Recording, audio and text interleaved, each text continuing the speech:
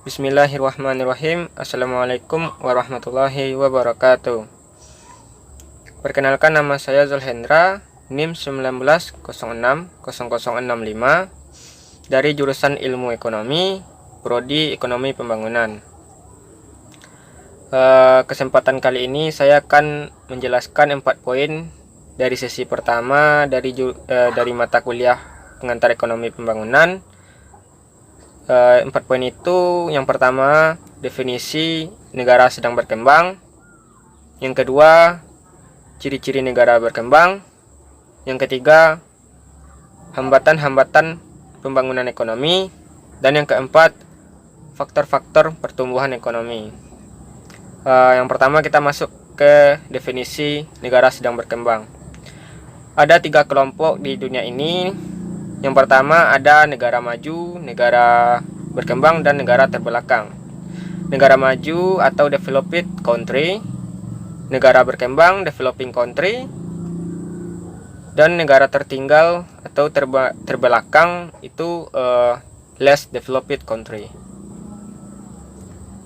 Untuk memahami ketiga istilah tersebut, adapun kata country yang berarti negara, sedangkan developed berarti berkembang. Developed ini menunjukkan bentuk pas atau lampau, yang berarti sudah berkembang atau sudah maju gitu. Sedangkan developing adalah bentuk continuous, sekarang atau sedang berlangsung. Jadi bisa disebut negara yang sedang berkembang. Selanjutnya less developed country, yang berarti negara yang terbelakang.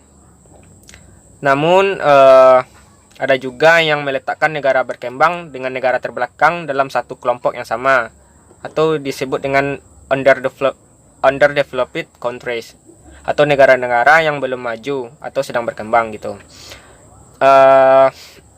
Definisi negara sedang berkembang yaitu sebuah negara dengan kegiatan ekonomi dan industri yang kecil, atau rata-rata pendapatan yang rendah, infrastruktur yang relatif terbelakang, tingkat pendidikan dan kesehatan yang rendah juga. Jadi secara keseluruhan intinya itu suatu negara yang kesejahteraan materialnya tingkat rendah gitu. Serta kebanyakan negara yang sedang berkembang itu adalah negara bekas jajahan. Selanjutnya poin kedua yaitu ciri-ciri negara yang sedang berkembang. Yang pertama itu kemiskinan umum, yaitu negara yang dicekam kemiskinan yang tercermin dalam pendapatan per kapitanya yang rendah. 75% dari pendapatan dibelanjakan untuk makanan, dan rata-rata kalori yang dimakan adalah sekitar 2000 kalori. Selanjutnya, yang kedua, pertanian adalah mata pencarian utamanya. Sekitar 2/3 atau lebih penduduk yang tinggal di daerah pedesaan, dan mata pencarian utamanya adalah pertanian. Pekerjaan di bidang pertanian berjumlah 4 kali penduduk petani di negara maju gitu, atau 70% lebih yang mata pencariannya adalah bertani. Selanjutnya yang ketiga yaitu negara yang ekonominya dualistis. Hampir semua negara yang sedang berkembang mempunyai perekonomian yang dualistis. Di satu pihak perekonomian pasar dan pihak lain berekonomian pertanian. Yang pertama berpusat di kota dan yang lain di daerah pedesaan. Yang satu maju dan yang satu kurang maju gitu. Di beberapa negara terbelakang terdapat semacam kantong-kantong yang dikendalikan luar negeri, sehingga terbentuk suatu wajah perekonomian yang 3 muka. Selanjutnya yang keempat, sumber daya alam yang kurang terolah. Dalam artian sumber daya alam yang dimiliki kurang dimanfaatkan, dan bisa juga dikatakan kalau negara tersebut belum memecahkan kelangkaan sumber alam melalui perubahan teknologi, organisasi sosial, dan ekonomi yang pantas. Selanjutnya yang kelima, ciri-ciri demografi. Negara yang terbelakang sangat mengemuka satu sama lain karena posisi demografi dan kecenderungannya gitu. Hal itu disebabkan oleh luas, kepadatan, struktur usia, dan laju pertumbuhan penduduknya yang cepat bersamaan dengan tingkat pendapatan yang rendah dan sedikit tingkat pemupukan modalnya gitu. Yang keenam, pengangguran dan pengangguran tersembunyi. Banyak dijumpai pengangguran dan pengangguran tersembunyi dalam jumlah yang besar. pengangguran yang berbengkak seiring dengan urbanisasi dan meningkatnya pendidikan, namun sektor industri tidak berkembang sejalan dengan pertumbuhan tenaga kerja sehingga dapat memperbesar pengangguran. Selanjutnya yang ketujuh, keterbelakangan ekonomi. Keterbelakangan ekonominya itu berupa efisiensi tenaga kerja yang rendah, berbagai faktor yang tidak mobilitas, terbatasnya spesialisasi jenis pekerjaan dan dalam perdagangan, kebodohan serta nilai dan sosial yang kecil kemungkinannya perubahan perekonomiannya gitu. Yang ke-8, ketidakadaan inisiatif dan usaha. Kemampuan wira swasta yang terhalang oleh sistem sosial yang menutup daya cipta, kecurigaan pada gagasan baru dan kecurigaan pada keinginan intelektual. Kesemuanya itu menciptakan iklim yang tidak menunjang ke eksperimen dan inovasi. Memiliki pasar yang sempit, ketiadaan modal, ketiadaan memiliki milik pribadi, ketiadaan kebebasan berkontrak, ketiadaan hukum dan ketertiban, semuanya merintangi prakarsa dan usaha tersebut gitu. Yang selanjutnya yang ke-9 yaitu kelangkaan alat modal. Jadi negara terbelakangan ini memiliki perekonomian yang miskin modal gitu. Tabungannya yang rendah dan investasinya juga rendah. Tidak hanya persediaan modal yang sedikit, tetapi juga pada tingkat pemupukan modalnya juga rendah gitu. Jadi investasi brutonya saja itu berkisar sekitar 5-6% dari pendapatan nasional brutonya. Yang ke-10, keterbelakangan teknologi. Negara terbelakang juga berada pada tingkat teknologi yang amat tidak efisien. Pertama, tercermin pada ongkos atau biaya produksi rata-ratanya yang tinggi meski upah kerjanya yang rendah gitu.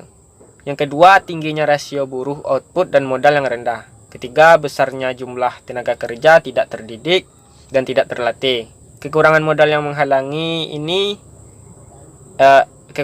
ini menghalangi pembaruan dari teknik-teknik yang usang ke teknik-teknik yang lebih modern dan yang lebih canggih gitu.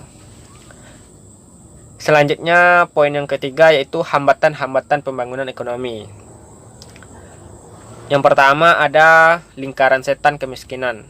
Negara terbelakang pada umumnya terjerat ke dalam lingkaran setan kemiskinan ini.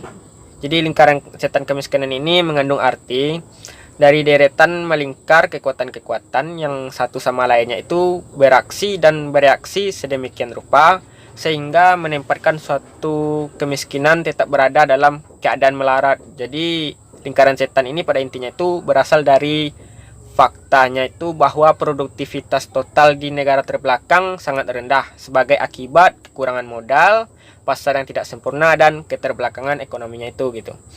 Selanjutnya yang kedua ada tingkat pembentukan modal yang rendah. Hambatan yang paling erat itu dengan perkembangan ekonomi adalah kelangkaan modal. Hal itu bersumber dari lingkaran setan kemiskinan yang tadi gitu. Jadi kemiskinan itu penyebab sekaligus akibat dari rendahnya tingkat pembentukan modal di negara tersebut gitu. Yang ketiga, hambatan sosial budaya. Negara terbelakang terdapat unsur-unsur perlawanan sosial terhadap perubahan ekonomi yang berakar pada faktor-faktor kelembagaan seperti stratifikasi pekerjaan yang ketat, sikap yang memandang rendah peranan bisnis, ketidakcocokan pola hidup, dan pengelompokan masyarakat berdasarkan kasta dan kelasnya. Faktor semacam inilah yang menghambat bagi kemajuan ekonomi di suatu negara gitu. Yang keempat adalah dampak dari kekuatan internasional. Jadi setelah negara terbelakangan ini membebaskan diri dari pasar dunia, maka kegiatan ekspornya itu akan meningkat secara luar biasa. Namun peningkatan ini tidak akan memberikan pada perkembangan perekonomian lainnya, karena sektor ekspor itu berkembang dengan mengabaikan sektor ekonomi yang lain. Jadi terlalu banyak bergantung pada ekspor, berarti membiarkan perekonomian rentan terhadap pengaruh internasional dalam hal permintaan dan harga produknya gitu. Jadi hambatannya itu adalah pengaruh buruk investasi asing. Jadi pihak asing menguras habis sebagian besar uang dalam bentuk laba dan upah manajemennya gitu. Selanjutnya poin yang terakhir itu faktor penentu pertumbuhan ekonomi. Ada dua faktor, yang pertama faktor ekonomi dan yang kedua faktor non ekonomi. Baik, kita masuk ke faktor yang pertama yaitu faktor ekonomi. Faktor ekonomi ini ada terbagi 5 macam. Yang pertama adalah sumber alam. Faktor utama yang mempengaruhi perkembangan suatu perekonomian adalah sumber alam. Karena lebih baik kekayaan alamnya, ia akan dapat membangun dengan cepat juga gitu. Yang kedua, akumulasi modal. Faktor penting kedua adalah akumulasi modal. Jadi pembentukan modal merupakan investasi dalam bentuk barang-barang modal yang dapat menaikkan stok modal, output nasional, dan pendapatan nasional juga.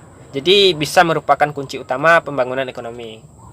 Yang ketiga, organisasi. Organisasi bersifat melengkapi modal buruh dan membantu meningkatkan produktivitas. Yang keempat, kemajuan teknologi.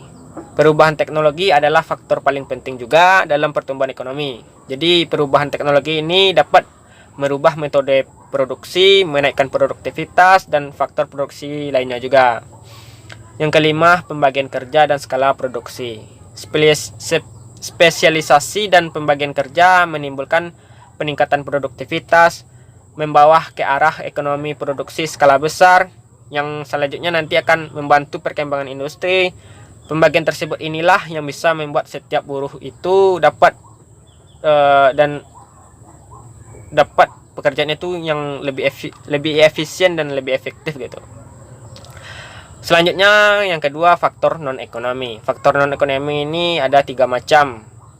Yang pertama, faktor sosial. Faktor sosial dan budaya juga mempengaruhi pertumbuhan ekonomi. Jadi sosial dan budaya yang baik akan memberikan kemajuan juga terhadap perekonomiannya gitu. Yang kedua, faktor manusia. Sumber daya manusia juga merupakan faktor yang paling penting dalam pertumbuhan ekonomi. Pertumbuhan ekonomi tidak akan semata tergantung pada jumlah manusianya, tetapi juga pada efisiensinya, kualitasnya, keahliannya, dan lain sebagainya gitu.